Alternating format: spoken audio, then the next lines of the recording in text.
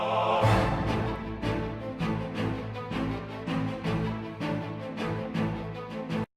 guys, Steve Shields here with my second battle report. Today we've got 2,000 points of Imperial Guard versus Tyranids, doing Eternal War, mission number 1, which is Crusade. We've got 2 objectives on my side and 1 on my opponent's. Give you a brief rundown on what I got today, starting with what I have in transports. Got a company command squad with a las cannon, platoon command squad 4 flamers, and veterans triple melta. Then over here, we've got 3 basilisks and a hellhound. There's the chimera with the platoon command squad in it. Those guys are 2 squads of mortars. Here we've got a combined infantry squad, 40 total guardsmen. We got 4 grenade launchers, 4 autocannons, 4 power axes, and most importantly, the power pickaxe. We got a Hydra, Sentinel, las cannon. We've got a fully decked out plasma tank, las cannon hull, and then there's the chimera that has my command squad. We've also got a Vendetta in reserves that holds the veterans. Here's Brian with his bugs. For HQ, I've got a Flying Hive Tyrant with Twin Link Devourers, Psychic Powers, Paroxysm, and Dominion. Warlord trait is Tenacity. Starting at the end here, we've got the Turrigan, a 22-man squad of Hormagaunts, a 2-man squad of Hive Guard, and then going down the line, we've got 2 squads of 30 Termagants, 2 squads of 1-man Zoanthropes, 1 squad of 30 Gargoyles, a 3-man squad of Carnifexes with various loadouts, 1 with a heavy venom cannon, 1 with Twin Link Devourers, 1 with Crushing Claws, and that's it. Initiative. Oh, it's a 2. We'll see you at the top of turn 1. Here we are at the end of the top of turn 1. Managed to fire my entire army over here and kill 2 Hive Guards. Real proud of that, but at least he got me first blood. I killed a smattering of Termagants from each squad, and then the Basilisks and the Mortars actually did do a significant chunk to his Gargoyles. He's at about half. But overall, Brian's really happy with my performance this turn. We'll see how he does. Okay, here's the end of Brian's turn 1. As you can see, he is much closer. He did not manage to get off any psychic powers, and that actually had nothing to do with me this time. The Chimera, though, he did manage to shoot and drop to 1 whole point. So we'll see you at the top of turn 2. We're at the end of my turn 2. There's a lot of dead bugs out there. Well, they're not really out there. But I did inflicted heavy casualties on Brian. They were mostly small bugs, so he does have that going for him. And my army's kind of weak at killing the big guys. That Hellhound really was able to take out a lot. That failed psychic test, the Lancet, really hurt Brian. But those Carnifex are going to come in for some revenge. And those guys over there might even be in assault range. We'll see what he manages to do.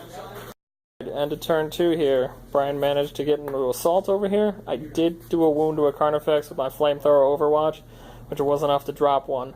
However, he killed the Chimera, and his Termagants wounded the squad, made him run away. They're not going to rally. Over here, those guys are honestly probably going to die on my turn to a few slate of fire. However, his Hormagaunts assaulted my tank as some sort of leapfrog shenanigans, and I don't think I got enough firepower to take out both squads. So we'll see what happens. Turn 3, and of course my guardsman disappointed me over here and did not hurt the Carnifex with anything except for a single Melta. I feel like he's probably about to wreck all 3 Basilisks, so we'll see what happens there. These 5 Termagants are also uninjured, but I did manage to kill the Zoanthrope sitting in front of the Hellhound, and that entire squad of Gants. Over here, after killing those Gants, I kind of ran out of firepower for the Hormagaunts, so they're still there. And I did wound his Turvagon. She's down to 2, so still alive, still going to crap out some Gants. And now it's getting dicey for the Guard, but this Blob Squad, they are amazing with first rank, second rank fire. Alright, we'll see what Brian can do on his turn. Alright, end of Brian's turn 3. Basilisk did a little better than I thought they would, but he still killed 1 and brought that guy down to 1 whole point. Surprisingly, the veterans fought off the Termagants and actually did just enough wounds to kill him off. Hive Tyrant murderized Mr. Hellhound. And then over here, I lost my Chimera, and my Hydra took a whole point. He shot my Sentinel and did another whole point. So everything on this side of the board is really hurting right now. Hopefully, my Blob Squad can kill off all those dang Hormagaunts and turn the tides. We'll see what happens. We're at the end of my turn 4. I managed to take out the Turvagon with the Vendetta because I couldn't draw a beat on his Hive Tyrant. The ensuing chaos blew up most of the Termagants over here, which is great for me. But then, on the other side of that, my heroic Blob Squad whiffed on the Hormagaunts. Look how many are still left. That is enough to hurt me. And that is with the assistance of the Command Squad and both Mortar Squads. So those Hormagaunts are lucky sons of guns. Then over here, Mr. Carnifex was still wrecking havoc. Since my vehicle was stunned and couldn't move, he wrecked it some more, killed that one, did another 2 whole points to the Basilisk. So as predicted, this one Carnifex is going to finish him off. All because the veterans, yet again, failed to kill him. So we'll see what carnage Brian wreaks on his turn. His turn 4, he managed to take out the Hydra, the Vendetta, and the rest of the Basilisks, as predicted. I swear, if those veterans don't kill a 1-wound Carnifex, they have it coming if he kills them. Now that I've got no more AA, I just got to rely on massive volley fire to try to take out his fully healthy Hive Tyrant with Feel No Pain. We'll see how that goes. We are at the end of my 5. My veterans finally managed to kill the Carnifex. It only took 9 Meltas and volley fire for 3 turns. I managed to kill off the last of the Hormagaunts literally to the last man, not having used the Blob Squad. And then they all fired at the Hive Tyrant, did nothing. Sentinel fired at the Hive Tyrant, did nothing. Plasma Rust did actually wound it, but he didn't ground. So Brian's got to turn a flying around and causing havoc. It's pretty much over at this point, but let's see what he can do. So we tallied up the points, and it was 7 me, 1 Brian. It's kind of obvious by the lack of nids on the table, but he actually did put up a pretty good fight towards the end. I'm going to do an overview of kind of how my units did and what I liked about it, what I didn't like. Plasma Rust, although normally a great tank, did terrible this game, but that's nothing against him. Just how the dice are. Sentinels, for 50 points with las cannons, they're a great deal. They that one Sentinel did 2 wounds to the Turvagon, which significantly helped in taking her down. Blob Squad, as confirmed by the rest of the internet and only tested out by me today, is amazing. That single-handedly won me this game. They killed 3 squads of Gaunts by themselves, thanks to orders and well shot. Mortars, severely underestimated. I wanted to test them out this game. Granted, it was against a Horde army, so it's going to be a little skewed, but they really did amazing. I think even against Marines, just the massive amount of armor saves forced will kill them off enough to make up their points, because they are a really cheap unit. Basilisk, 3 of them, maybe a tad overkill, but they definitely put some holes in his lines.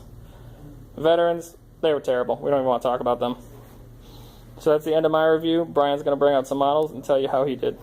He's going to give us a rundown of what went well for him, even though he lost, and what units he didn't like, and some tactics he might want to consider next time. So on the Tyranid side, we had the Carnifex did real well for me, sacrificing his 2 brethren, unfortunately, but got in nice and close and destroyed the Basilisk. The Twin-Link Devourer Carnifex heavily damaged multiple units with those 12 shots, strength 6, twin-linked. Hormagaunts did surprisingly well, crossing the board and glancing to death 2 tanks, one of which is the Hydra, protecting the overall champion of the game, the Flying Hive Tyrant with the Twin-Link Devourers. Again, that 12 shots, twin-linked, strength 6 is just devastating. Gives you enough power to just punch through what you need. Yeah, he dropped 2 of my tanks and my whole command squad, each in a single turn, like they were nothing. On the bad side, can't really blame them for it, but the Hive Guard soaked up a lot of fire, but I didn't get to even move them. Thing I might consider, obviously I have to bring maybe the third one. Third one might be the charm for keeping it alive, but still can't defend them because dice rolls didn't save them. Overall loser of the game, Zoanthropes, could not throw a Warp Lance to save their life. Literally, the Hellhound fried him. Tactics, mainly positioning, deployment of the order of everything. Hormagaunts were deployed at an angle over here, more because they normally get targeted first, in my experiences. Should have just deployed them on the front line as normal, and they would have obviously crossed the board a bit faster and in a more substantial clump. Gargoyles were deployed along the back line with their faster movement speed. I should have just placed them in front just to clear the line for the gaunts because that Hellhound just wreaked havoc, AoEing through both of them. All right, thanks for playing, Brian.